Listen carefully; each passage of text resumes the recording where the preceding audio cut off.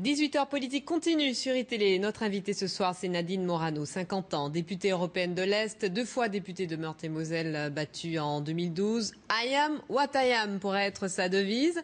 Chiracienne pur jus avant de devenir la première défenseur de Nicolas Sarkozy, dont elle avait d'ailleurs soutenu le ralliement à Édouard Balladur en 95. Nadine Morano a imprimé de sa marque la politique française depuis 30 ans. Pas toujours de la façon la plus subtile, mais c'est à cela, paraît-il, que l'on reconnaît les passionnés. Son franc-parler, ses convictions défendues bec et ongle sont connues, et la femme politique qui tweete plus vite que son ombre, trop vite peut-être, n'est pas du genre à exprimer des regrets, mais en a-t-elle parfois en son fort intérieur? La fille des cités, comme l'a surnommée avec mépris une petite élite politique parisienne, ne risque-t-elle pas, à force de provoquer le débat, de se faire assassiner par son propre masque? On lui posera la question ce soir. Bonsoir Nadine Morano. Bonsoir. Mais d'abord, l'une de nos équipes vous a suivi à la trace cette semaine et regardez ce qu'elle nous en a rapporté. Bonjour. Déplacement en Lorraine, jeudi matin. À peine arrivée, Nadine Morano est interpellée, félicitée pour avoir dénoncé une femme voilée 2 jours plus tôt, gare de l'Est à Paris. Ouais. C'est vrai, vous c'est qui est là. Tu peux voir ça? Bien sûr. C'est fou, hein? Ah oui. Nadine Morano, souvent rattrapée par la polémique, mais elle assume tout et accuse les journalistes de la caricaturer. Alors ce jour-là, elle veut nous montrer qui elle est.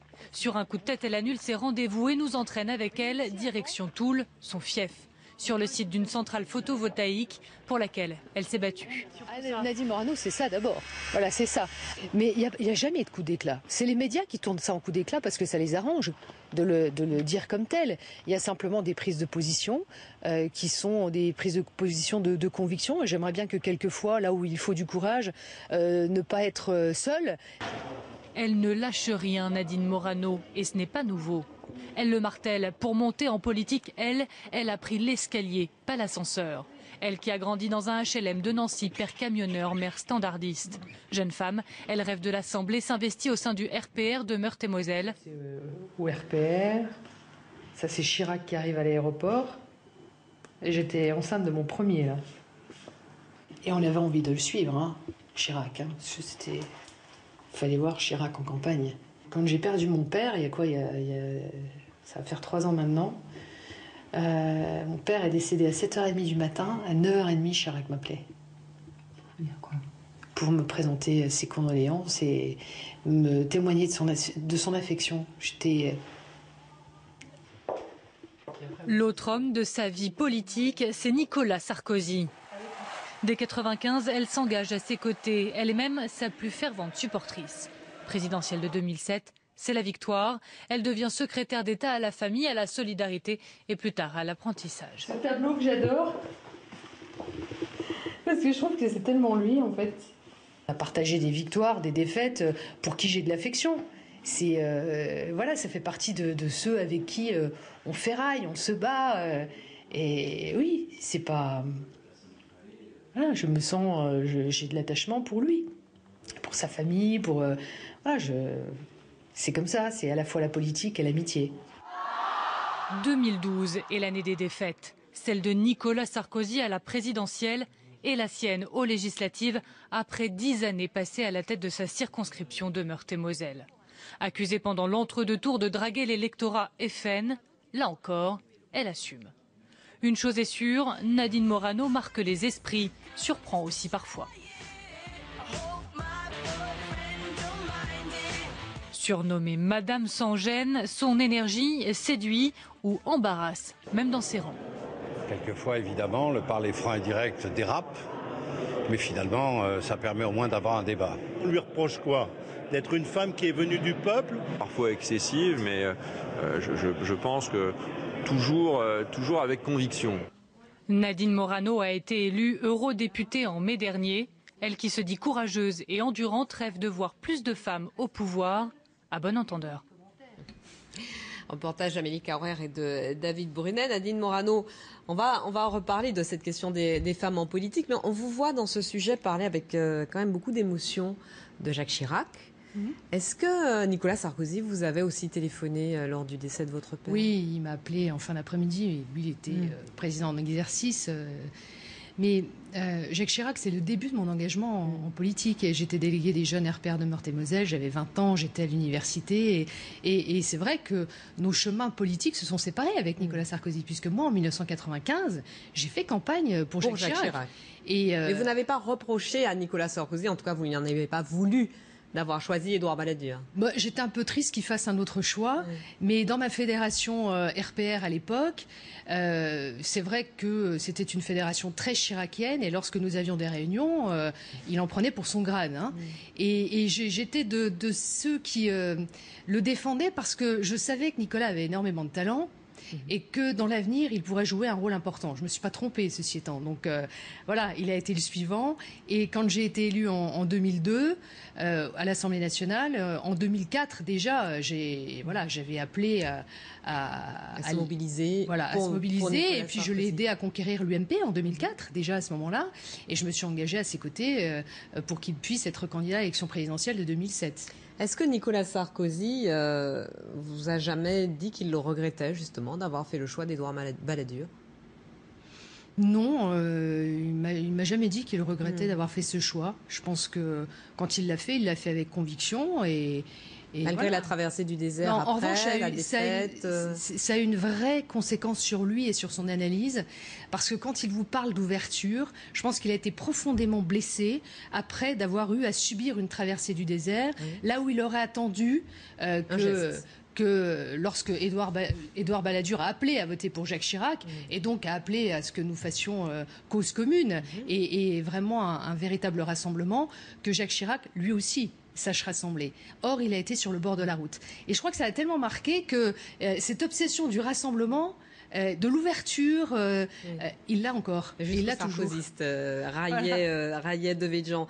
Depuis le temps que vous le connaissez, Nicolas Sarkozy, est-ce qu'il vous a jamais déçu? Ce qui m'a jamais déçu, vous savez, quand on fait de la politique, d'abord, ce qu'il faut regarder, ce sont les résultats.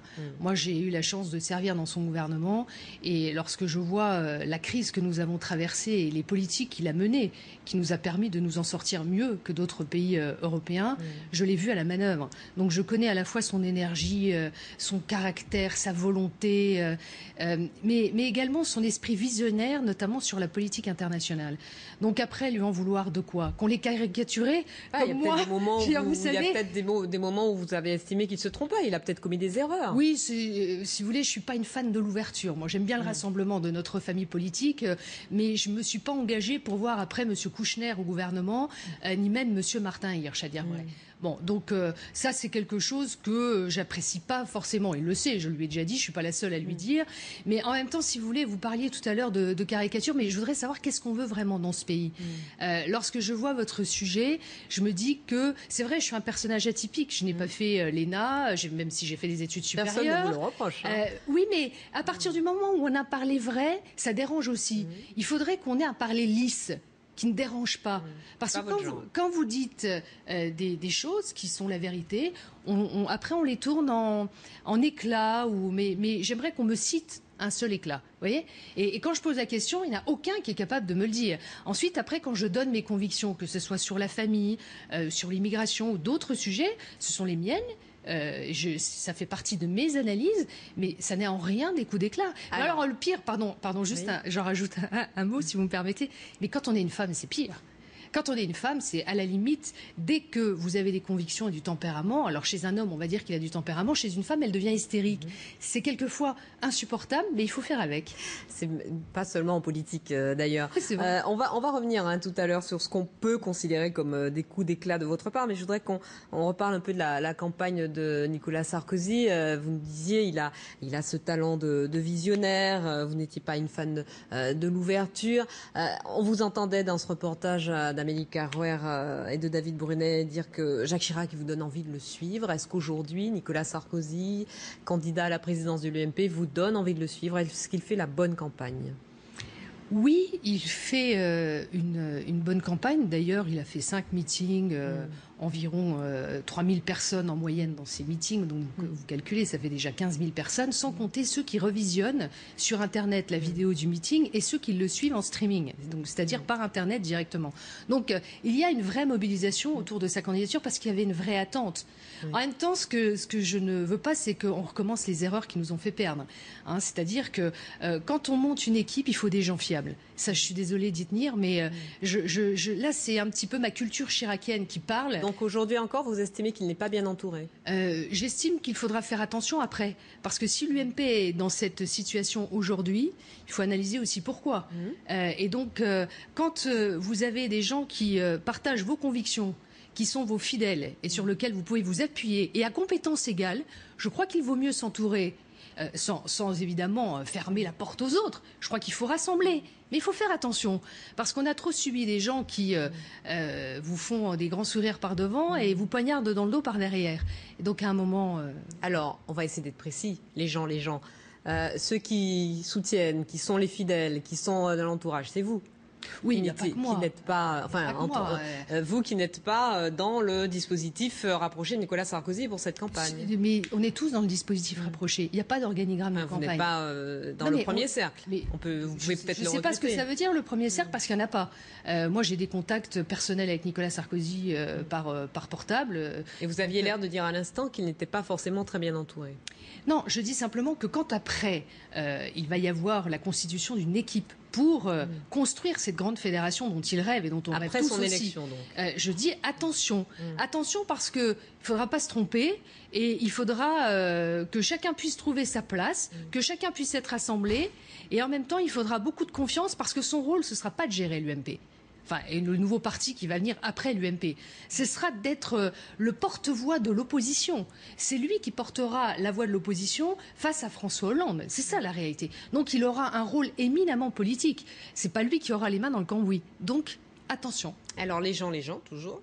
Sont ceux qu'il n'aurait pas dû avoir autour de lui, qui vous ont mené à l'échec, dont vous parliez tout à l'heure. Écoutez, je constate que, en 2007, lorsqu'il a gagné les élections présidentielles, Christian Estrosi était candidat à la présidence du groupe UMP à l'Assemblée nationale. On lui a demandé gentiment de se retirer et Jean-François Copé est devenu président du groupe UMP à l'Assemblée nationale. Ensuite, après, il est devenu président de l'UMP en ayant été d'abord secrétaire général. Je ne fais pas de procès d'intention. Je constate simplement. Je constate que si l'histoire s'était déroulée d'une autre manière, peut-être l'histoire aurait aussi évolué d'une autre manière. Donc c'est plutôt Jean-François Copé qui est responsable de l'état de l'UMP aujourd'hui. Ça, écoutez, pardon de le dire, mais l'affaire Big Malion, c'est quand même pas ceux qui sont proches de Nicolas Sarkozy qui l'ont amené à l'UMP. Donc moi, je ne me m'érige pas en procureur, je ne sais pas. J'attends que la justice tranche. Je dis simplement que quand vous avez vos proches aussi aux affaires, voilà. Donc vous avez un peu plus confiance quand vous laissez le trousseau de clés à quelqu'un en qui vous pouvez avoir confiance. Vous ne pouvez pas avoir confiance en Jean-François Copé. C'était pas un proche. Voilà. Force est de constater que ça n'était pas un proche. Mais qu'il a appelé à se mobiliser, qui a appelé les siens à se mobiliser pour Nicolas Sarkozy. S'il avait maintenu sa candidature, il aurait été largement élu à la présidence du groupe UMP à l'Assemblée nationale. Et l'affaire Big Malion n'aurait pas eu lieu. Et je pense que à l'UMP, si nous avions eu une équipe différente, sans doute nous n'aurions pas eu l'affaire Big Malion qui a été aussi, parce qu'on parle de l'UMP, mais qui a aussi gangréné le groupe UMP à l'Assemblée nationale. Mais la campagne aurait peut-être été encore plus calamiteuse alors. Parce que quand même l'affaire Big Malion, ça a été l'organisation de la campagne de 2012 de Nicolas Sarkozy, cette campagne, qui a été c'est un point de divergence entre nous. Alors, moi, la campagne de 2012, je n'ai absolument pas aimé cette campagne, même s'il y avait énormément de monde dans les meetings. La réalité, c'est que Nicolas Sarkozy a tenu son engagement d'être président du premier jour jusqu'au dernier jour de son élection. Et la réalité, c'est que il a assumé ses fonctions de président de la République et il s'est beaucoup moins investi dans l'organisation de la campagne. Il a fait les meetings, il est allé dans les meetings, mais il n'avait pas les manettes aux responsabilités comme il les avait en 2007. En 2007, c'était lui le pilote intégral de l'avion. Vous qui êtes une femme politique aguerrie, qui savait ce qu'est une campagne électorale, vous vous êtes pas rendu compte pendant la campagne de 2012 que c'était une campagne très dispendieuse ? Ah, dispendieuse, non, mais une campagne qui... bon. Parce que si c'est une campagne qui a coûté 40 millions d'euros, comme le soupçonne la justice, ça se voit quand même, 2 fois plus que le plafond prévu par la loi. Il faut faire attention parce que d'un côté, il y a la campagne de Nicolas Sarkozy, et de l'autre, il y a l'affaire Big Malion. Donc, il ne faut pas faire d'amalgame. Chacun d'entre nous, on a regardé les meetings, par exemple dans ma ville, à Nancy, où je vois ce qui a été facturé dans le cadre de son compte de campagne, et ensuite, après, de ce qui est apparu s'agissant des factures de Big Malion. Donc, on passe de mémoire à 90 000 euros à 400 000 euros pour le meeting de Nancy. Mais c'est irréalisable, avec un Zénith à Nancy, dont on connaît le coût de location, l'équipement avec les écrans, les portiques de sécurité, les bus. Franchement, on se dit où est cet argent? Donc, c'est pas la campagne de Nicolas Sarkozy, c'est ce qui s'est passé à côté de la campagne de Nicolas Sarkozy. Vous avez une idée? Non, parce que j'ai pas pu me plonger dans les dossiers. C'est pas où est passé tout cet argent? Alors ça, on n'avait aucune idée, aucune piste. Ah ben bien sûr que non. Vous savez, on n'était pas intégré dans le fonctionnement de la campagne. Donc, et d'ailleurs, c'est même un tort. Je pense que s'il y avait une équipe beaucoup plus structurée autour du président et notamment ses ministres, peut-être que la campagne se serait mieux passée. Et donc, voilà, je pense que, encore une fois, Nicolas Sarkozy est resté président du premier jour au dernier, c'est vrai. Et parce que, voilà, la situation était quand même très difficile aussi au niveau international, au niveau de la politique intérieure. Et donc, la campagne était annexe. Voilà. Et je pense qu'elle n'a pas été... Moi, j'ai adoré celle de 2007, j'ai beaucoup moins aimé celle de 2012. Mais c'est un point de divergence qu'on a ensemble, parce que quand on en parle, il a beaucoup aimé la campagne de 2012. Oui, il estime qu'il n'a pas vraiment perdu, en fait. Populaire, il dit qu'il a perdu de peu, et qu'il est parti, c'est vrai, trop tard, mais il a aimé cette ferveur populaire. Moi aussi, j'ai adoré cette ferveur populaire. J'ai pris la parole à la Tour Eiffel, au Trocadéro, c'était extraordinaire. C'était grisant. Mais le résultat n'était pas à la hauteur de vos espérances. Est-ce qu'aujourd'hui, il mène la bonne campagne pour prendre la présidence de l'UMP et éventuellement être candidat à la primaire? Il mène la bonne campagne et en même temps, je suis contente de le voir se mettre debout parce que j'aimais pas et je suis contente qu'il ait un peu écouté aussi les conseils de ceux qui le regardent. J'aime pas trop quand il est assis dans ce fauteuil et qu'il répond aux questions parce que il a tellement besoin de bouger que on a l'impression que son énergie est bloquée dans voilà. Mais quand il est au contact des gens, mais les militants, on sent cette symbiose qu'il y a avec les militants et cette attente qu'il y a. Alors, je sais très bien que ça va être dur. La première étape de conquérir l'UMP, je pense que c'est l'étape la plus simple. C'est ce qui va suivre après qui va être extrêmement compliqué. Pourquoi? Parce que la situation de la France est catastrophique et que c'est toujours difficile de revenir en politique. C'est un exercice inédit quand même. Donc ça va être vraiment une histoire à la fois exaltante, mais où on n'aura pas le droit à l'erreur. Il n'aura pas le droit à l'erreur. Pour l'instant, il n'est pas candidat à la suite. Oui, enfin, alors, pardon, alors on va dire, vous voyez, on va dire... Je sais pas, moi j'écoute ce que dit, pardon, pas moi, mais ce que dit Nicolas Sarkozy. On va dire que je parle franchement, ou que je fais des coups d'éclat. Maintenant, j'ai pas de langue de bois, donc je vous dis avec sincérité qu'il ne revient pas à l'UMP pour faire un grand parti politique, pour ensuite dire je vais rester président de ce grand parti politique. S'il revient, c'est pour être candidat à l'élection présidentielle, évidemment. Il vous l'a dit. Évidemment. Évidemment, enfin, il ne l'a pas dit qu'à moi. On sait tous que s'il revient, c'est pour être candidat à l'élection présidentielle. Alors, ce grand parti, justement, qui sera donc la suite de l'UMP, qui va continuer à s'appeler l'UMP, qui sera un parti qui recouvrira quelle largeur de famille? J'étais pas très séduite par l'idée de changer de nom, mais au point où on en est avec la justice et ce nom qui est très entaché aujourd'hui, je pense qu'on n'a pas le choix que de changer de nom et de reconstruire une autre famille politique. Pour redonner d'ailleurs une nouvelle image aux Français et pour les reconquérir à travers nos idées, les projets qu'on va porter et dont on va débattre. Je crois qu'on a besoin de construire un nouveau parti de la droite et du centre et en même temps d'avoir un pilier très international qui manque vraiment à l'UMP aujourd'hui. Je vois par exemple la CDU en Allemagne a des relations avec tous les partis politiques d'Europe beaucoup plus développées que nous ne l'avons aujourd'hui. Donc tout ça, dans un contexte de mondialisation des échanges, dans un contexte de construction de l'Europe, on doit avoir un pilier international beaucoup plus fort. Alors reconstruire une grande famille politique, c'est aussi ce que dit Nicolas Sarkozy. Il dit qu'il est candidat à la présidence de sa famille politique et non à la présidence de l'UMP. Mais avec quelle proposition? Quand il parle par exemple de la retraite à 65 ans, des fonctionnaires qui voudraient passer de 35 à 39 heures, ou encore de la remise en cause de Schengen, bon, tout ça c'est pas très nouveau, c'est pas très neuf. C'était déjà ces idées pendant la campagne de 2012 qui n'ont pas marché. C'était déjà un discours qui n'a pas convaincu. On va voir les codes de popularité de Nicolas Sarkozy et d'Alain Juppé. Alors, quand on interroge uniquement les sympathisants de l'UMP, ils sont 71% à avoir une opinion positive de Nicolas Sarkozy, 31% seulement pour l'ensemble des Français, 76% pour Alain Juppé pour ce qui concerne les sympathisants de l'UMP, 54% pour l'ensemble des Français. Et j'ajoute que 68% des sympathisants de l'UMP souhaitent qu'il prenne la tête de l'UMP. Bon, on C'est peut pas pas mal dire quand même. oui, c'est Pas pas mal. mal pour, mais justement, Pour mais quelqu'un pour qui prendre la revient. direction, pour prendre la présidence de l'UMP, donc une famille quand même un peu restreinte. Est-ce qu'il va arriver avec un programme et des idées qui ne sont pas très neuves par rapport à une campagne qui a déjà échoué en 2012 à convaincre au-delà de son cœur de cible? C'est la difficulté de l'exercice que je vous disais précédemment. C'est-à-dire que la première étape de conquérir l'UMP, ce sera un exercice assez facile parce qu'il était attendu et que personne ne se dégageait en termes de leadership dans notre famille politique. Ensuite, après, attention, c'est que là, nous sommes dans une situation tellement difficile en France que les Français vont attendre des idées nouvelles, novatrices et qui vont leur redonner de l'espérance. Et ça, c'est une réalité. Comment est-ce qu'on va parler emploi, compétitivité, fiscalité, emploi des jeunes? C'est une catastrophe en France, l'emploi des jeunes, c'est une catastrophe.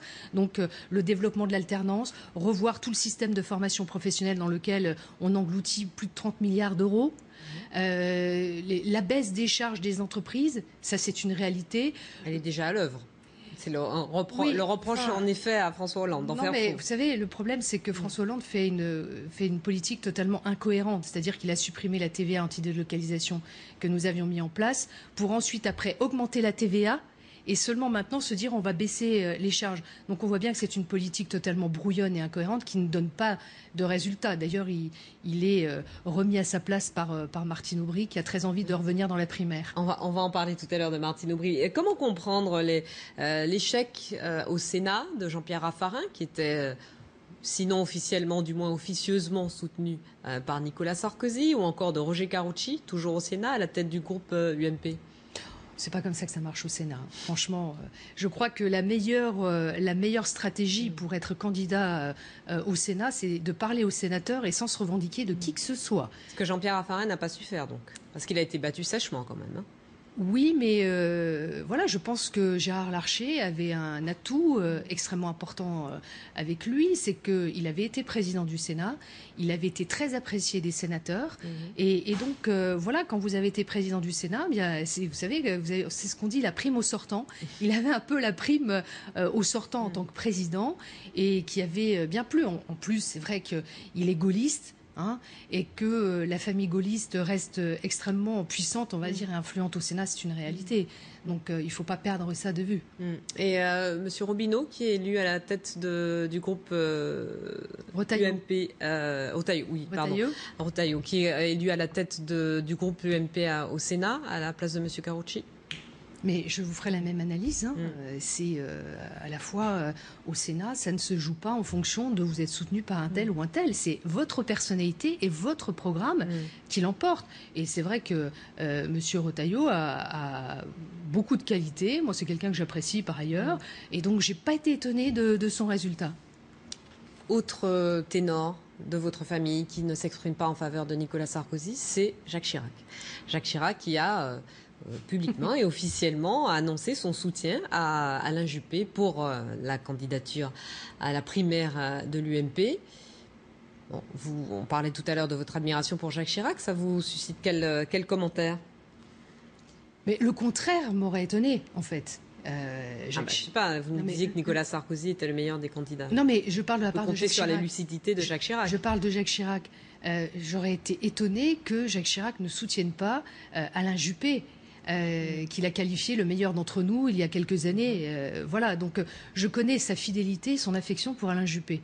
Et vous savez, les rapports un peu plus compliqués qu'il a toujours eu avec Nicolas Sarkozy. Donc, et il se trouve que dans le couple Chirac, qui est là aussi très divisé, puisque Madame Chirac soutient Nicolas Sarkozy, et que Jacques Chirac soutient fortement Alain Juppé. Donc, et Nicolas Sarkozy, on va l'entendre, déclare sa fierté d'avoir servi Jacques Chirac. Il était en meeting à Saint-Cyr cette semaine. Écoutez. Fait l'honneur de m'appeler au gouvernement, quels que fût par ailleurs nos désaccords, j'ai répondu oui parce que ça restera l'honneur de ma vie que d'avoir été dans des gouvernements pour servir mon pays avec Jacques Chirac comme président de la République. C'est comme ça. Et quand Jacques Chirac a fait d'autres choix,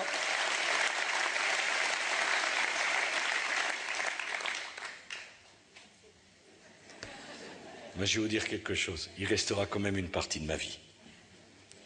Parce que je ne peux pas oublier que quand je me suis engagé, j'avais 18 ans, je l'admirais, il était là. Alors la vie c'est compliqué, et quand il a eu des ennuis, j'ai été là aussi. Bon. Puis il y a Bernadette. Bon, la situation est si décevante, sinon désespérée que cela, que Nicolas Sarkozy ait besoin de dire son attachement à Jacques Chirac et rappeler comment il s'est mis dans les pas de Jacques Chirac quand il était plus jeune. Non, mais c'est pas anodin quand même cette déclaration. Il parle avec sincérité. Voilà, c'est vrai qu'il a fait son premier discours politique dans un meeting de Jacques Chirac. Il était très jeune. Et donc, vous savez, tout ça, on ne peut pas l'oublier. On est dans une famille politique. Quels que soient nos désaccords, on reste dans notre famille politique. Moi, j'ai des désaccords avec les uns ou les autres. Ce n'est pas le problème. Nous sommes de la même famille politique. Donc, quelque part, voilà, il y a un attachement, quoi qu'il en soit. Et je pense que l'attachement que Nicolas Sarkozy a eu envers Jacques Chirac est réel. Et tout de même, vous n'avez pas l'impression que le retour de Nicolas Sarkozy est un petit peu plus compliqué que prévu, qu'il est moins triomphant que prévu? Ah, mais moi, je savais que ce serait un exercice difficile. Vous savez, quand vous n'êtes pas dans l'arène politique, vous êtes désiré. Mais quand vous y êtes, on attend beaucoup de vous. Et donc là, l'exercice se complique énormément. Donc maintenant qu'il y est, moi j'étais sûre qu'en revenant dans l'arène politique, eh bien forcément vous reculez aussi dans les sondages. Après, c'est à vous de convaincre et de construire quelque chose de nouveau et de faire vos preuves. Donc un retour, encore une fois, je vous l'ai dit tout à l'heure, hein, c'est un exercice quand même à la fois délicat et... On parle un peu de vous quand même, Nadine Morano, dans cette émission, mais vraiment de vous-même, avec ce qui s'est passé cette semaine à la gare de l'Est. Vous en êtes prise, en tout cas vous avez interpellé une femme qui portait le niqab. Vous dites qu'elle a...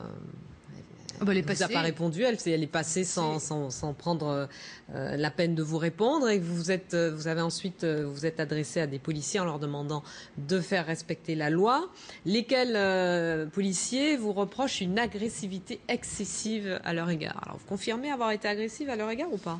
Et comme je vous disais tout à l'heure, hein, une femme qui arrive, je suis restée 4 minutes dans le poste de police, j'ai trouvé en face de moi une personne totalement désinvolte et détaché de ce que je venais lui signifier. Je suis juste venue signaler. Vous savez, dans une gare bondée comme la gare de l'Est, à l'heure à laquelle je suis arrivée, voir un personnage, parce que je ne sais pas qui est en dessous, sous un voile intégral, qui transporte une valise à roulettes, dans un contexte d'appel au djihad, dans un contexte où on voit bien que la France a quand même des menaces terroristes. Pour moi, je veux dire, quelqu'un qui est... caché comme ça, dissimulé, avec une valise dans une gare, ça équivaut... C'est forcément un terroriste. Ah non, c'est pas forcément un terroriste. Forcément une menace. Je dis que c'est un caractère suspicieux, au même titre qu'un bagage qui sera abandonné sur un quai. Je vous le dis, pour moi, c'est un caractère extrêmement suspicieux. Donc je suis allée le signaler à ce poste de police.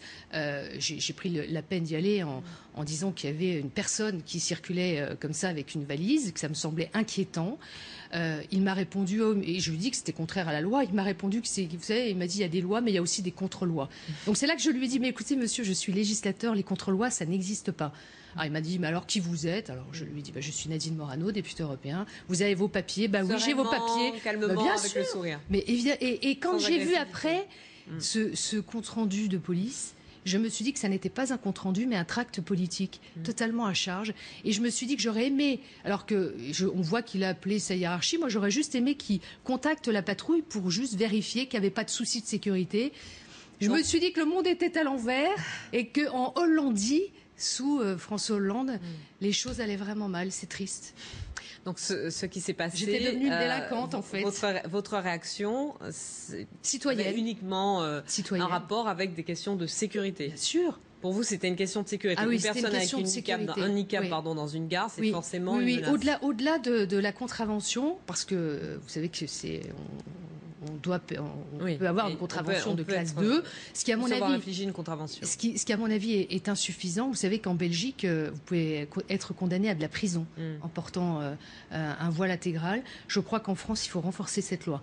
Dans le contexte où nous sommes actuellement, ça mériterait largement d'être étudié. Et pour moi, au-delà de ce que ça représente, c'est-à-dire le mépris de la femme. Droit des femmes, hein, ah oui, non, mais là, il y a peut-être un petit mélange des genres. Non, je vous assure que pour moi, qui vous dit que c'était une femme en dessous? Je ne sais pas, mais on est loin de Donc, votre pour combat. Pour moi, le réflexe que j'ai eu n'est pas celui du droit des femmes qui est bafoué avec ce voile intégral, c'est celui de la sécurité publique. Parce que, comme vous le savez, d'ailleurs, cette loi a été prise aussi sur la base de la sécurité publique, parce que non, on n'a pas le droit de circuler le visage dissimulé en France dans les lieux publics. Et donc, pour moi, dans une gare bondée de monde, dans le contexte que nous vivons à l'heure actuelle, pour moi, ce qui m'a fait réagir en tant que citoyenne, c'est d'abord cette précaution de sécurité. Et le fait d'en faire un tweet, en plus en parlant de burqa et non de niqab, c'est pas tout à fait la même chose. Oui. Il y a juste la grille qui change. Là, c'était des rectangles. Hein. Le fait d'en faire un tweet, est-ce que ce n'est pas jeter de l'huile sur le feu? Vous qui vous plaignez qu'on monte en épingle le moindre de vos propos? Non, parce que, vous voyez, j'ai regardé sur ma page Facebook, j'ai donné cet événement. Et d'ailleurs, vous avez vu qu'à l'Opéra, une femme aussi a été à l'Opéra de Bastille. À l'Opéra Bastille, est venue en niqab au premier rang. Et donc, la direction de l'Opéra aurait fait sortir cette femme qui portait un niqab. Donc, voilà, je pense que c'est le bon réflexe. Je pense que personne ne doit accepter cela en France. Personne. Voilà. Et de le mettre sur ma page Facebook, on voit à quel point on touche à un point sensible qui fait réagir, puisqu'il y a eu plus de 450 000 personnes atteintes, alors que quand je mets un texte sur la loi sur la transition énergétique, sur la dette de la France, sur d'autres sujets qui touchent aussi à la politique de notre pays ou la politique familiale, ça concerne 10 000... Justement, est-ce que c'est pas un peu facile, Nadine Morano, de jouer sur ces sujets dont on sait très bien qu'ils provoquent des réactions extrêmement épidermiques? Non, je ne joue pas. Je ne joue pas. Ce sont des convictions profondes pour moi. Et je crois que chacun doit prendre conscience que laisser faire ça en France, c'est aussi mépriser ces femmes qui se battent dans d'autres pays pour leur liberté, pour leurs droits, et que ça n'a rien de cultuel. C'est culturel, ce port du niqab. Et donc, je me battrai de toutes mes forces pour que ça ne soit... On ne laisse pas faire ça. Vous savez, on a trop tendance dans la vie politique à s'en laver les mains.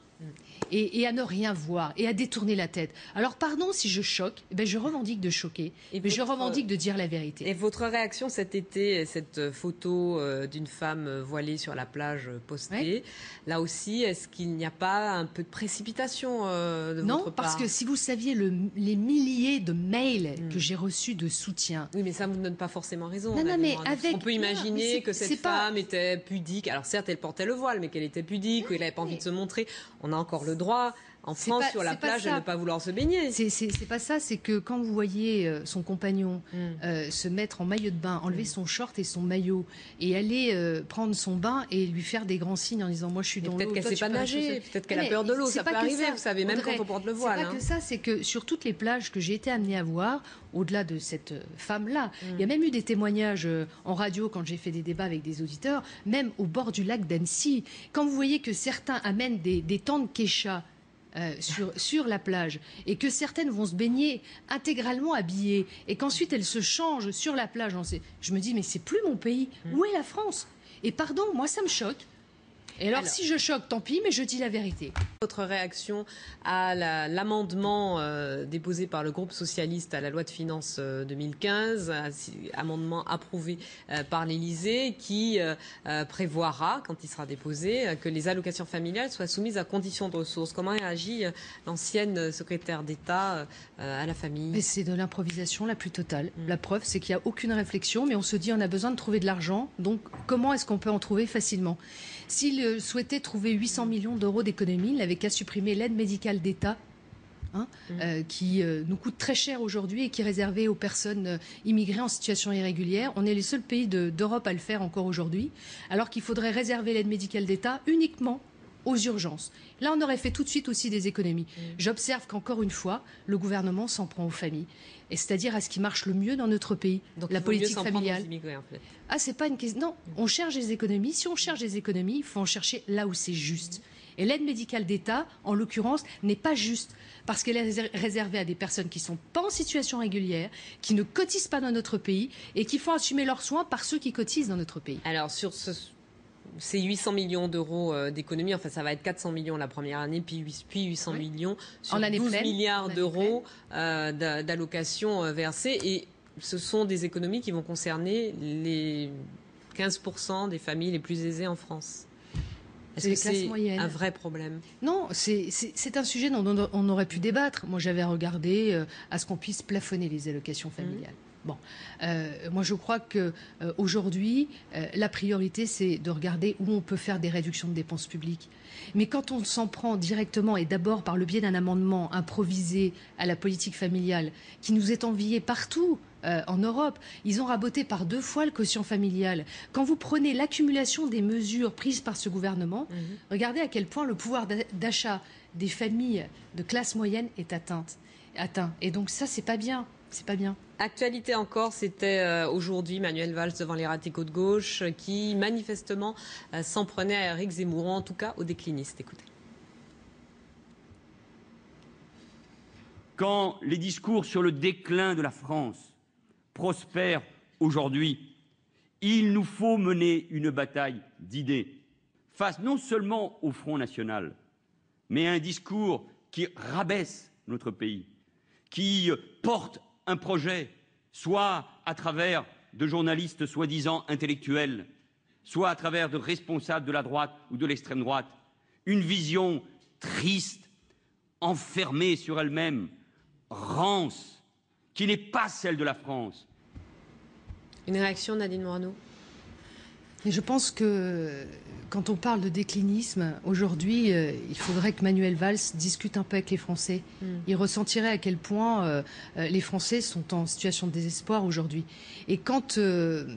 Moscovici, que vous avez reçu la semaine dernière, a été auditionné au Parlement européen pour être commissaire en charge des affaires économiques, il est arrivé ce que je redoutais, c'est-à-dire le procès de la France. À travers lui, le procès de la France, à cause de nos très mauvais résultats. Donc, pardon, mais c'est lui qui est Premier ministre, qui est aux responsabilités. Et si aujourd'hui il y a ce sentiment de déclin, c'est qu'il y a quand même une forme de réalité quand même. Merci Nadine Morano, merci.